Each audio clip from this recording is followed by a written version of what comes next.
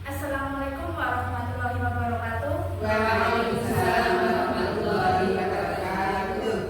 Yang terhormat Ibu Wahyu Hidayat SPD selaku Kepala Sekolah Dasar Negeri Lima Gonggong, yang terhormat Bapak Ibu Guru yang telah berkenan hadir pada siang hari ini dalam kesempatan yaitu saya di sini akan menyebarkan pemahaman dan penerapan pengalaman budaya positif di SD Negeri Lima Gonggong yang merupakan sebagai salah satu tugas saya oleh Bapak Ibu dalam mengikuti bintang pembebasan guru penggerak di Kabupaten Kebumen. Nah, di konsep budaya positif ini sebenarnya poinnya itu ada banyak Bapak Ibu. Ada sekitar 7 poin, tetapi di sini saya hanya mengambil 5 poin saja. Dan ini pun mohon maaf belum saya kuasai terlalu dalam oleh Bapak Ibu. Nah, yang pertama ada konsep dasar disiplin, yang kedua ada kebutuhan dasar manusia, dan yang ketiga ada keyakinan kelas, yang keempat 5 posisi kontrol, dan yang kelima adalah segitiga restitusi. Langsung saja, untuk yang pertama adalah tentang konsep dasar disiplin positif. Disiplin itu biasanya kita mengartikannya dengan taat dan patuh kepada peraturan, ya Bapak Ibu. Tapi disiplin positif ini bertujuan untuk menumbuhkan kesadaran serta memberdayakan peserta didik tanpa memberi imbalan, penghargaan, ancaman atau hukuman. Jadi kita menanamkan sikap disiplin positif tidak dengan memberi imbalan atau hukuman di Bapak Ibu, tapi kadang di kenyataannya kita sering keliru, ya?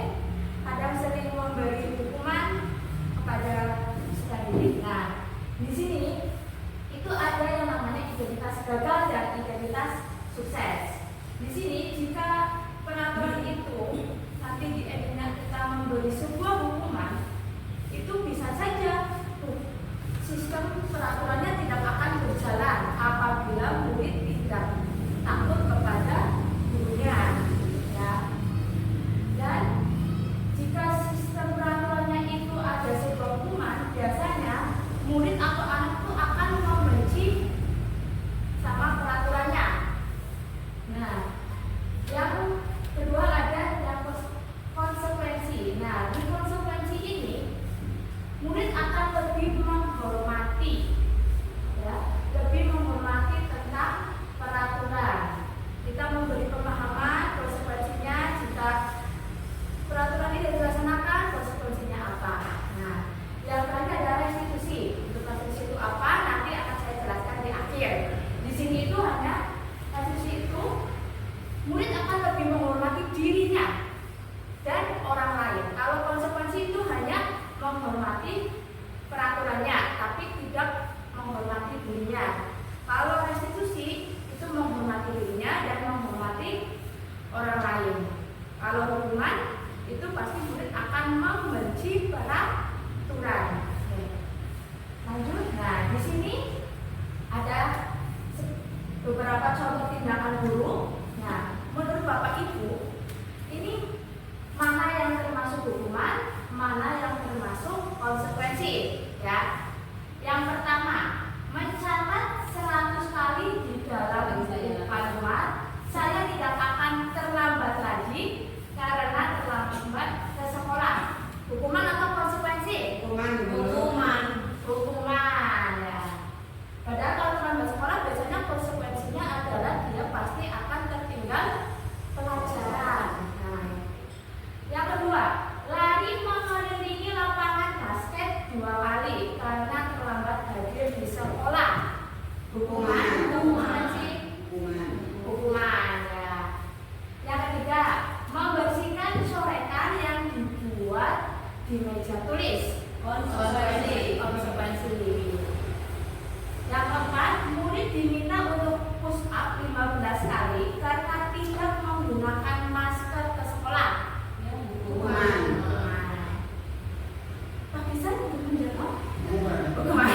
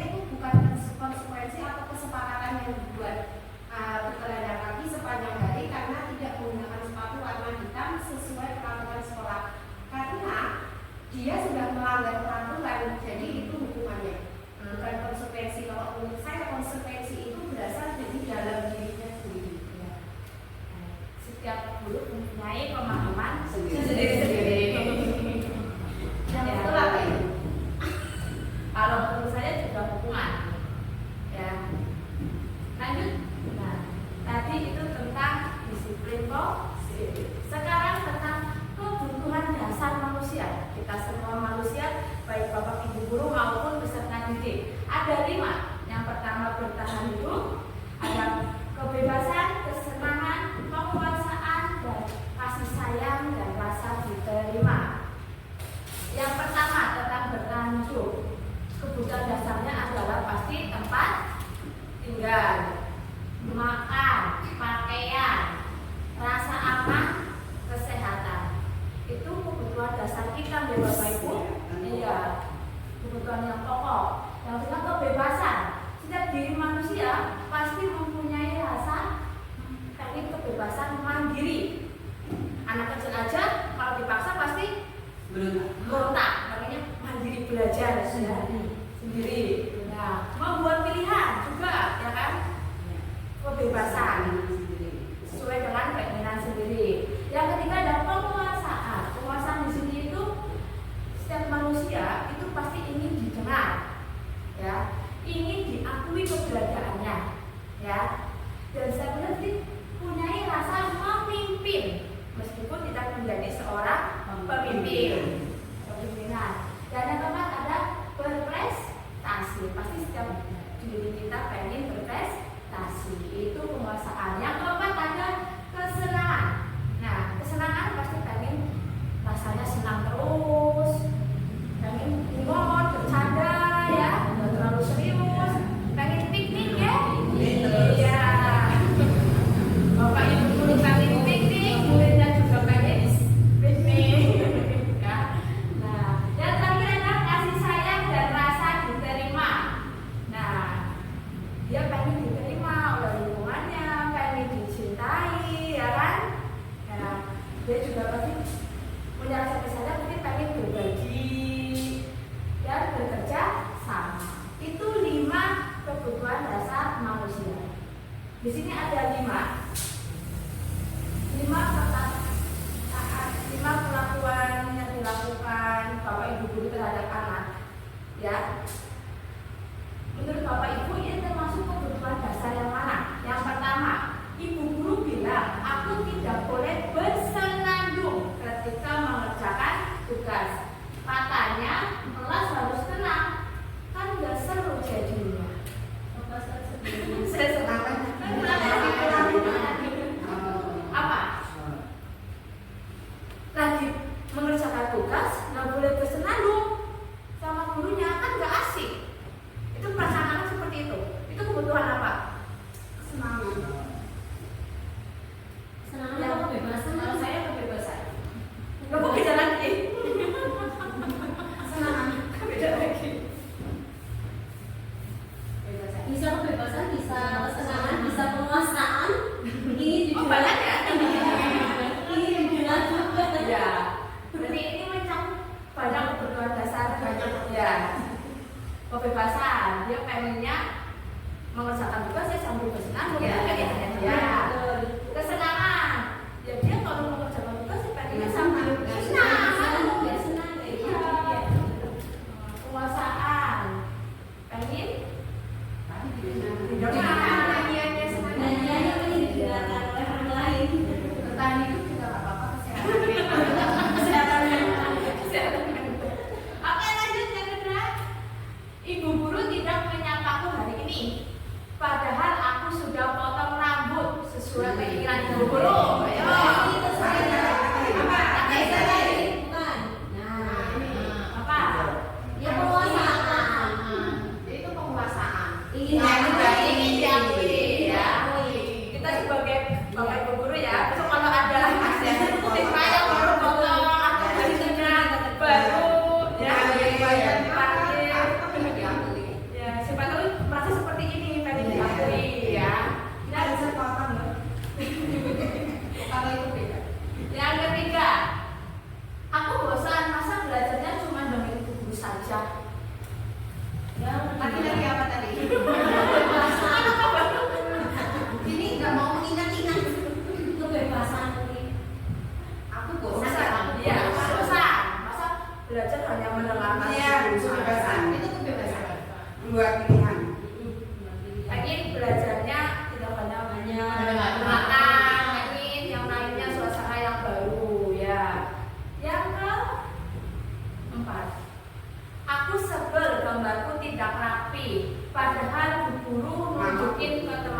di depan kelas.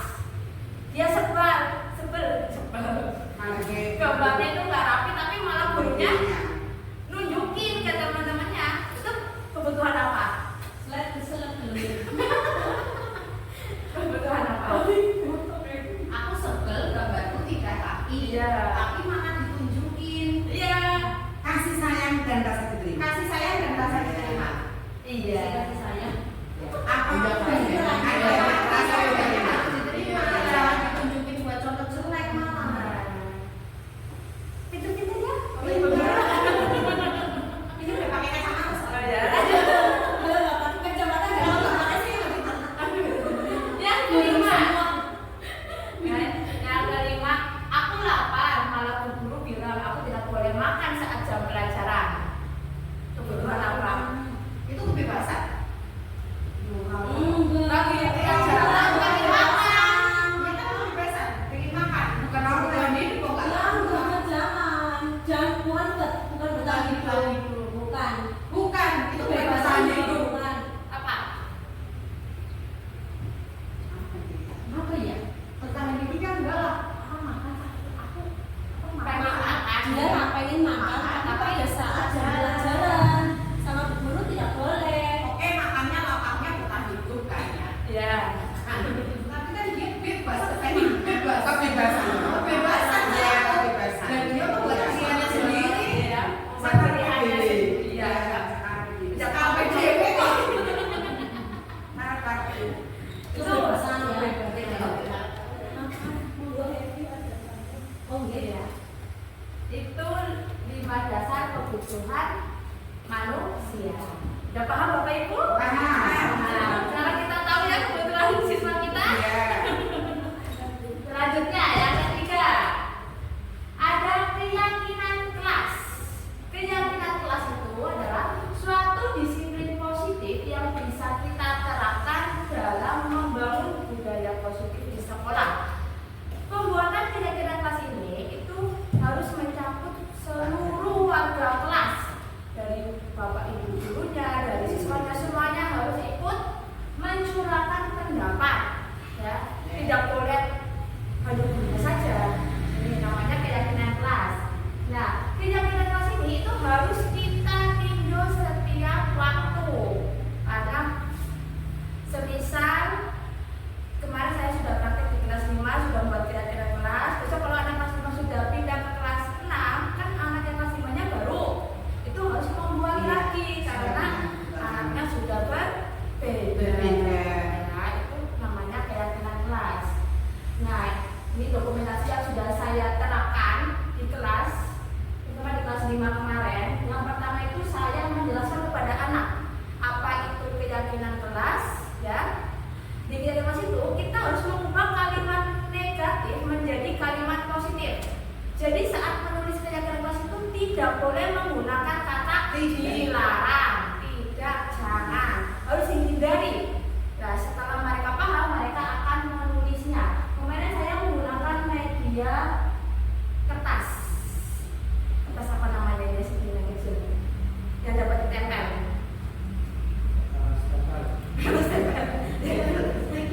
Ya, apa sticky notes ya. Kemarin saya menggunakan sticky notes ya. Ini bisa menggunakan berbagai media. Kemarin saat saya mengikuti pengibasan itu menggunakan aplikasi Jamboard. Itu aplikasi. Jadi harus coba dulu. Jadi kalau yang menerapkan ke anak, itu pasti anak harus membawa HP sendiri-sendiri. Jadi saya menggunakan media yang ada, menggunakan kertas. Nah, setelah mereka setiap anak menulis satu saja keyakinan ya yang mereka inginkan ke dalam kelas, mereka akan menempelkan itu pada tempat yang sudah disediakan. Kemarin ada 20 anak, semuanya sudah menempelkan. Nah, selanjutnya kita tugas guru, kita bacakan semuanya biar mereka tahu. Bacakan semuanya di 20 itu. Terus kita pilih, ambil jika ada yang sama, diambil salah satu saja. Ya. Dan setelah disepakati, kemarin hanya dari 20 anak itu dapat 9 yang berbeda. Dan itu disepakati oleh semua dengan pembuktian mereka menandatangani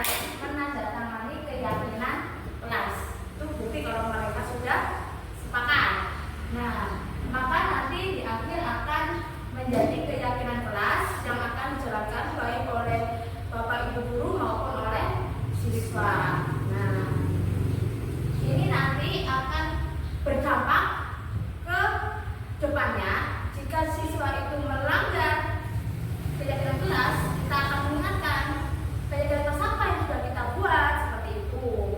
Jadi biar mereka berpikir, oh ya kemarin sudah buat kegiatan kelas ini, kenapa saya langgar, dan itu Bapak Ibu. Yang selanjutnya, yang kelima, ada 5 posisi kontrol guru. 5 posisi kita ya sebagai Bapak Ibu guru. Yang pertama adalah sebagai penghukum, yang kedua sebagai pembuat rasa bersalah, yang ketiga sebagai teman, yang keempat sebagai pemantau, dan yang kelima sebagai manajer. Yang pertama sebagai penghukum. Biasanya posisi guru yang sebagai penghukum itu nada suaranya tinggi, ya. Nada suaranya tinggi. Terus biasanya menggajik, ya. Iya. Matanya Melotot. melotot. Seperti siapa? Ya. Siapa? Aku tidak. Ya.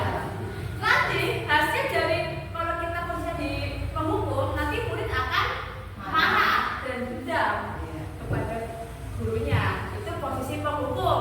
Yang kedua, posisi pembuat rasa bersalah. Di sini biasanya nada suaranya itu memelas, halus, sedih, ya, ngerangsak. Melihat anak berbuat kesalahan itu ngerangsak. Nah, bahasa tubuhnya itu akan kayak lesu. Ya, kamu, gitu makanya ya. Terus dia akan merapat ke anaknya, mendekat. Hasilnya ini nanti malah murid akan merasa dirinya bersalah, mengecewakan gurunya. Di sini, kalau posisi pembuat rasa bersalah. Gimana sih kok ada ini materi? Nah, Iya. iya gitu. Nanti kan murid merasa, ya cewain gurunya, gitu. Yang ketiga ada posisi teman. Nah, biasanya nada suaranya ramah, akrab nih sama anak-anak, sering bercanda. Nah, bahasa tubuhnya juga pasti dekat kan dengan anak-anak kalau posisi ramah, posisi teman, maaf.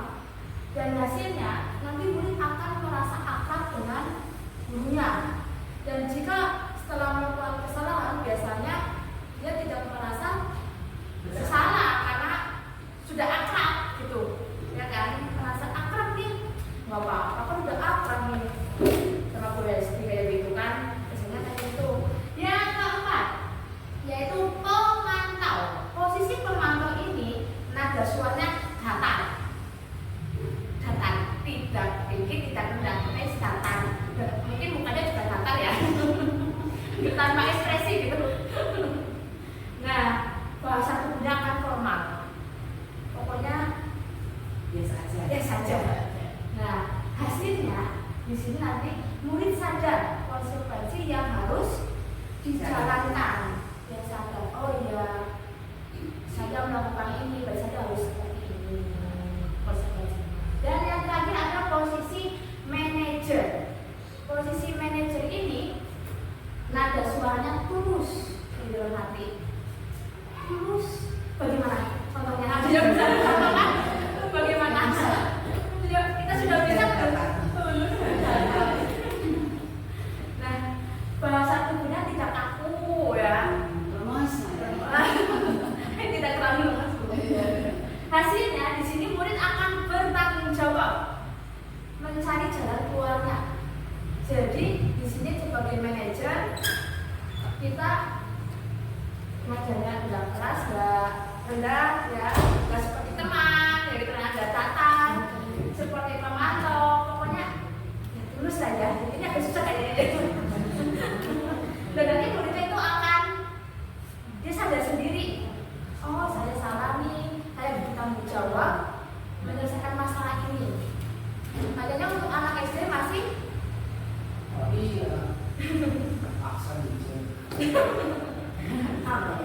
nah, itu tadi 5. Ada posisi sebagai apa? Pertama? Pertama kali. Pertama Pak.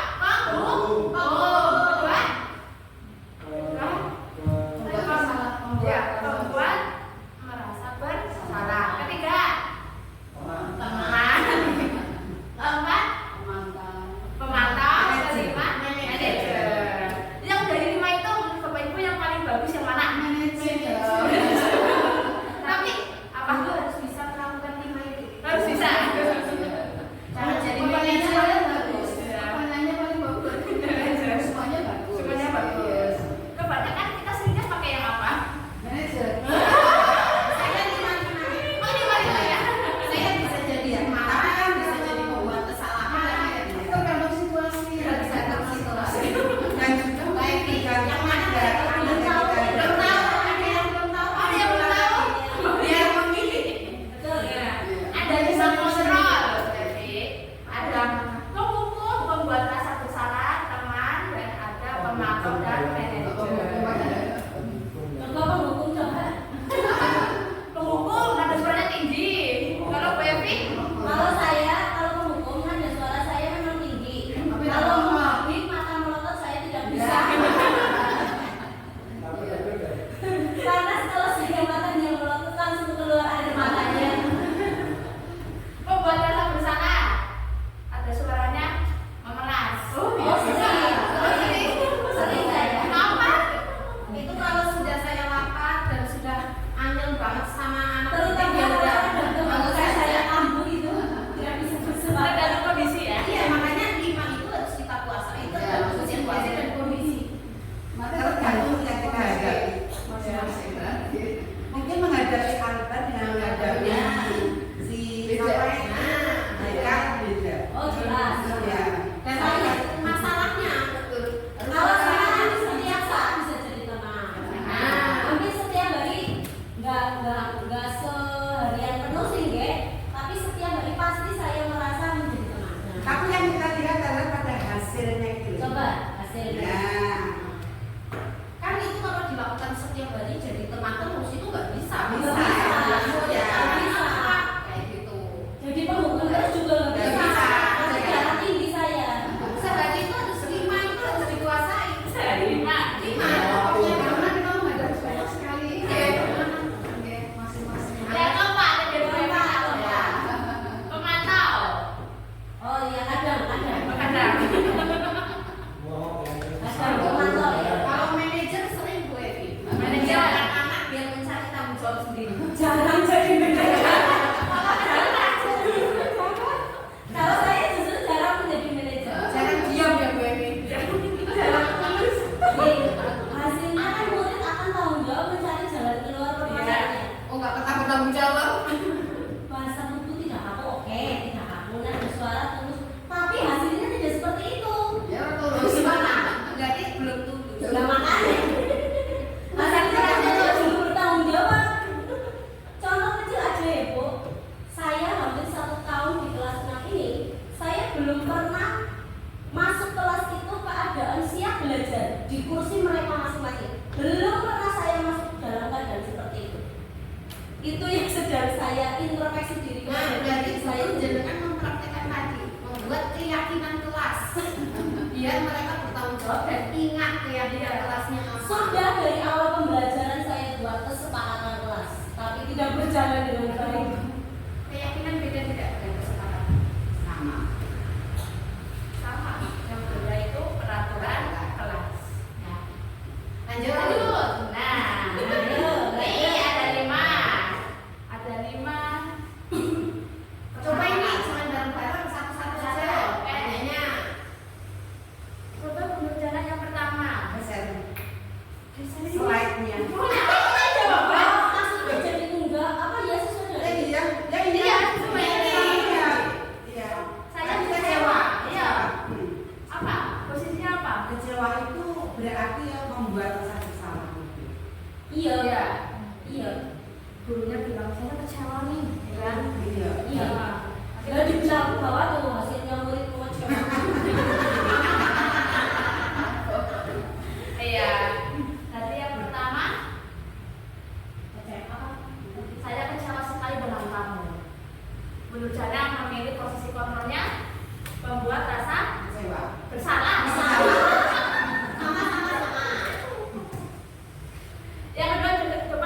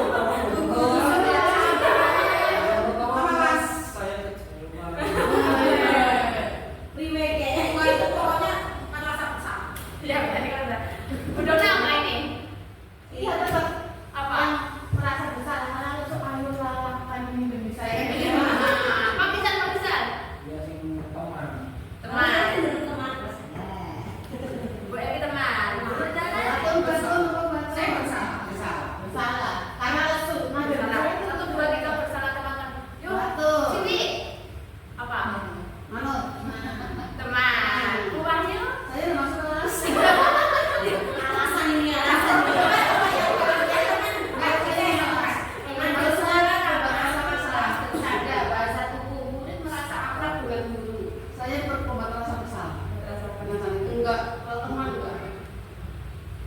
Ya, berarti kamu sekarang. Ya, Pak Esi apa Bu Espan banding tiga? Kalau saya ya penanya, tidak penanya, silakan tanya. Saya ditanya. Boleh dong. Boleh dong. Oh, saya. Oke, kalau saya begitu Mas. Ditanya lagi. Alasannya Lebih teman. Alasannya. Bahasanya ayo lah lakukan saja gitu demi saya gitu ya, berarti kan itu udah akrab nih sama gurunya. Iya, itu udah akrab, tapi kan sebagai guru aja udah dari saya udah akrab nih itu kalau saya banyak kalau SD iya kan saya ya betul lah kalau saya melas itu manis ya saya praktekkan. Ayolah, capek lakukan demi saya.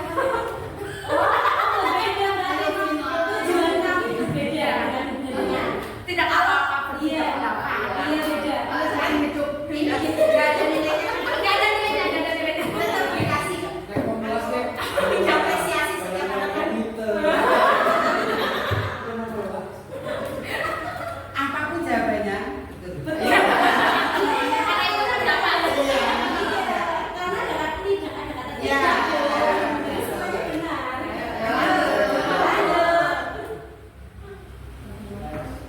Yang keempat, bagaimana kamu bisa menyelesaikan masalah ini? Tergantung juga katanya. Bagaimana kamu bisa menyelesaikan masalah ini? Tergantung juga katanya menyampaikannya. Tergantung mau posisi mana. Bagaimana kamu bisa menyelesaikan masalah ini?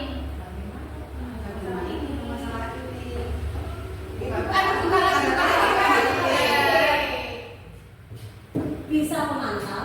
Bisa memantau, bisa Bisa memantau. memantau. Memantau. Bisa memantau. Bisa teman.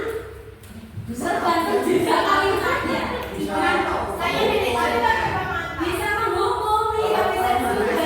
Kalau Bisa menghukum. tergantung tangan. Bagaimana? Kayaknya memangnya nadanya tinggi. Tapi nada tinggi dengan bagaimana tidak bisa. Setinggi-tingginya gitu. Kalau Bagaimana bagaimana saya bisa melakukan? Nah, Nggak bisa. Kalau memantau berarti apa? Nada suara datar. Itu nama lihat kalimatnya ya pemantau. Memantau. Bagaimana? Tapi hasilnya hanya konsekuensi manajer hasilnya dia mencari jalan keluar. Bagaimana? Dia dicari jalan keluar. bisa manajer. Dia disuruh mencari jalan keluar. Ya saya manajer. Kalau manajer. Tapi kan akhirnya tandanya titik bukan bertanya. Oh iya tahu nada manajer. Berarti saya pasir. Oh iya. Bagaimana kamu? Karena ini bertanya benar. Iya. Oke, artinya tanda tanya. Karena kesalahan. Kamu tidak akan mendapatkan bintang. Tinggal semacam Kamu tidak akan mendapatkan bintang jika tidak menyelesaikan tugas ini. Itu konsekuensinya juga Hukum bukan. penghukum tinggi. Bukan melotot, tapi nggak melotot ya. Menghargai, tapi menghargai. Penghukum lah. Yang menghargai. Sama. Nadanya mesti tinggi nadanya. Tapi nadanya coba pemantauannya tidak akan dapat nada sekarang. Oh enggak, saya pemantau. Kamu tidak akan tidak akan apa tadi? Mendapat bintang loh kalau itu. Gak usah pakai nak, betul gak usah pakai nadanya beda mesti. Makanya setiap Makanya yang saya hasil akhirnya tergantung nada akhirnya Iya. hasilnya beda Nah, kan? pakainya berarti nada. Kalau menurut tadi, menurut saya akan konsekuensi nanti yang harus dijalankan. Kalau oh ya aku tidak dapat bintang, itu pemantau. Tapi nek menghargai seperti yang tadi saya katakan, oh betul. Ya, tergantung kita menyampaikan apa. Tergantung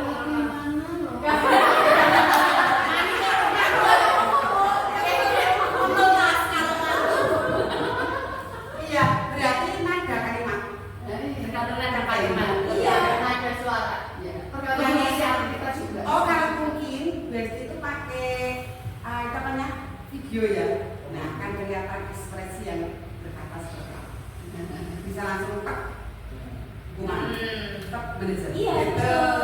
bisa kedepannya pakai yang Oke, terima kasih sarannya. Oke, itu tadi 5 posisi kontrol kita sebagai seorang guru. Lanjut yang terakhir pembagian restitusi. Nah, ini hal baru ya. Ini sebenarnya bukan hal baru, di PNS sudah ada, cuma kadang kita tidak membukanya. Bukan kadang Apa? Tapi tidak membuka. Ya, segitiga restitusi ini adalah suatu proses dialog yang dijalankan guru atau orang tua agar dapat menghasilkan murid yang mandiri dan bertanggung jawab. Nah, di segitiga restitusi ini itu ada 3 tahapan Bapak Ibu.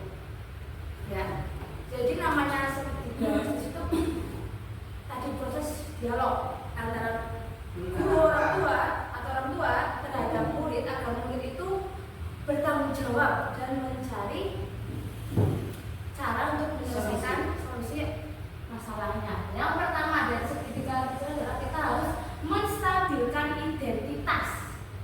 Maksudnya adalah di sini kita sebagai guru jika ada anak yang berbuat salah, ya, misalnya dia datang terlambat, tapi sudah sering nih, ya kan? Kita dudukan berdua, kita tanya, gini kalian belum sampai ke apa penyebabnya Bu. Di awal itu belum sampai ke penyebabnya. Di awal kita akan biar itu tuh ya memang aku sering datang terlambat gitu loh. Biar identitasnya jelas. Kalau dia itu memang sering datang menyadari kayak pas misal Bu Hesti dengar pembenaran. ya Bu Hesti dengar atau Bu Hesti sering dapat laporan dari guru piket kamu itu sering terlambat gitu.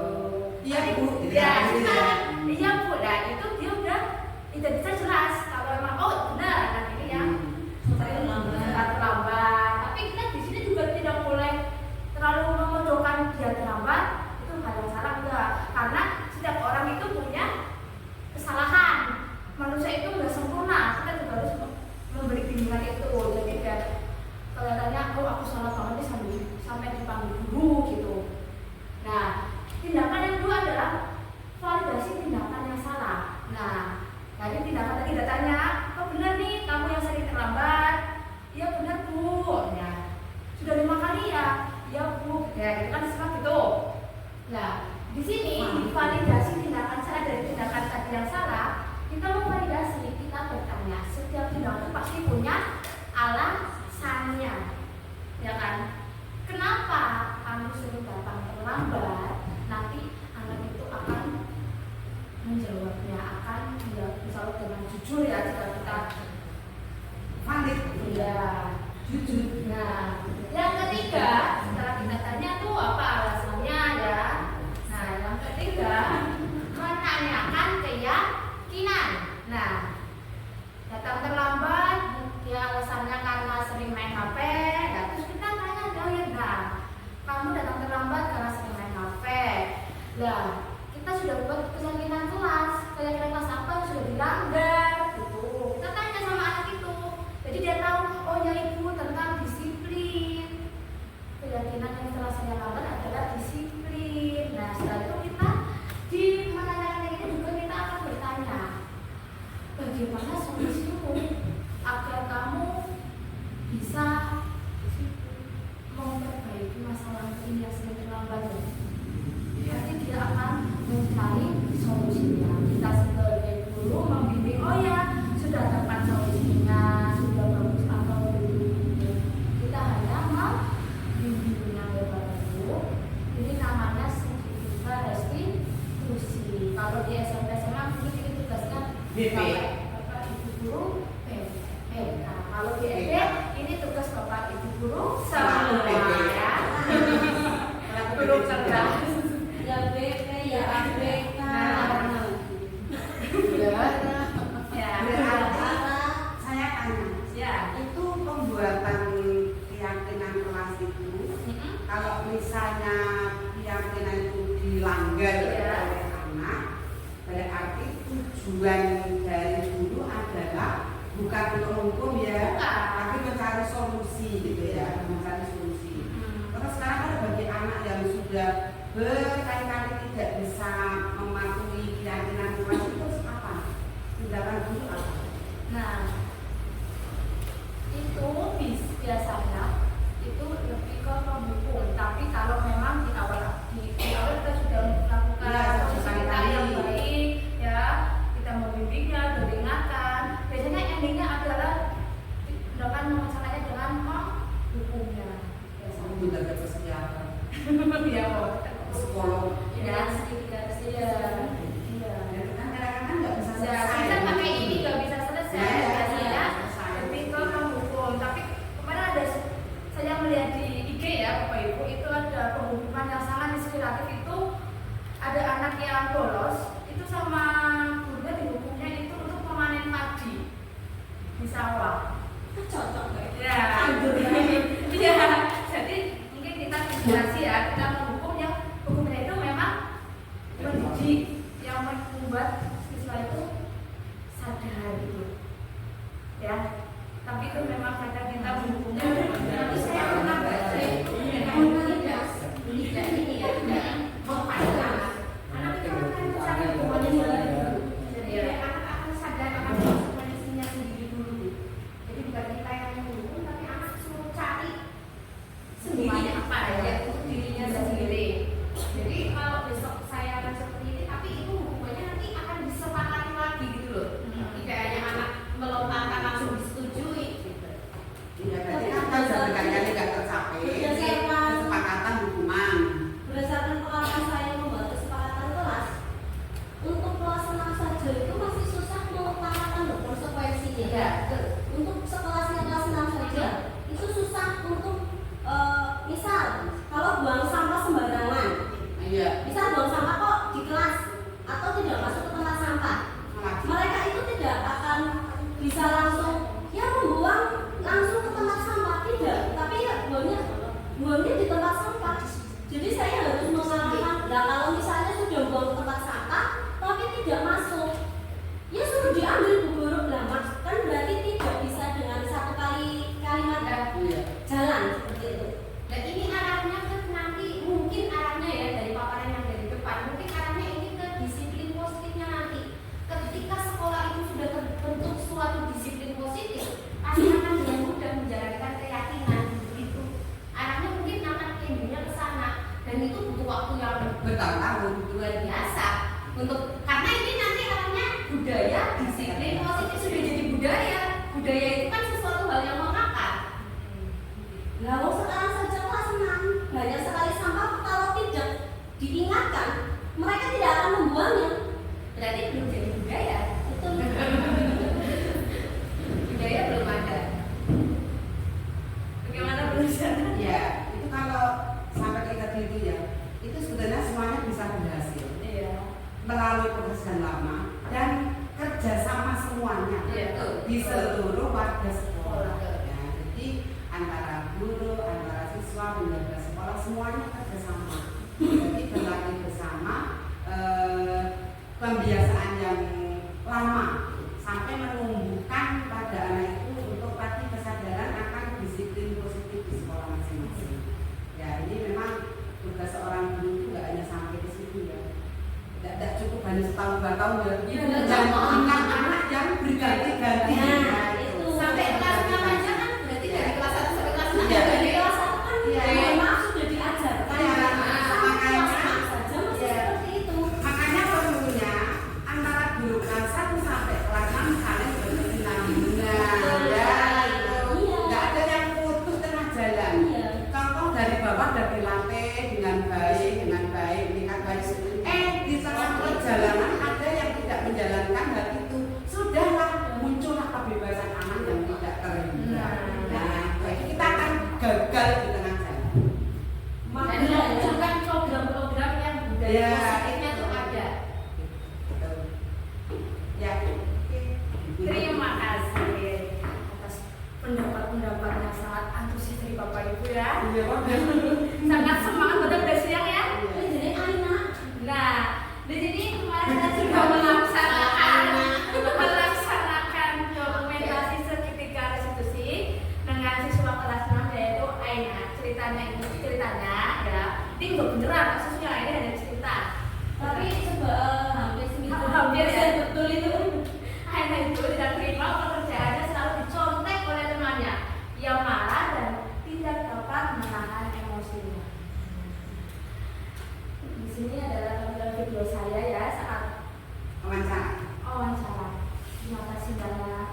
Tidak perlu Izin masih. Oh iya, silakan.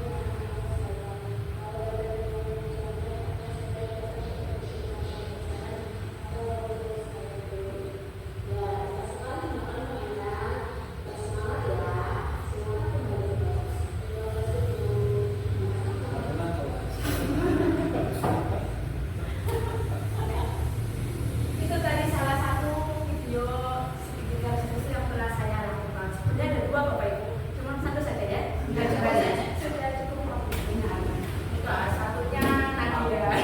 Ya. Itu yang dapat kita praktekkan jika kita sudah membuat pindah-pindah kelas. Terus ada anak yang melanggar, kita bisa menyelesaikan dengan segitiga restitusi. Ya. Beda ya. Itu saya ada waktu langsung. Ya, mungkin itu Bapak Ibu ilmu yang dapat saya bagikan kepada Bapak Ibu semua.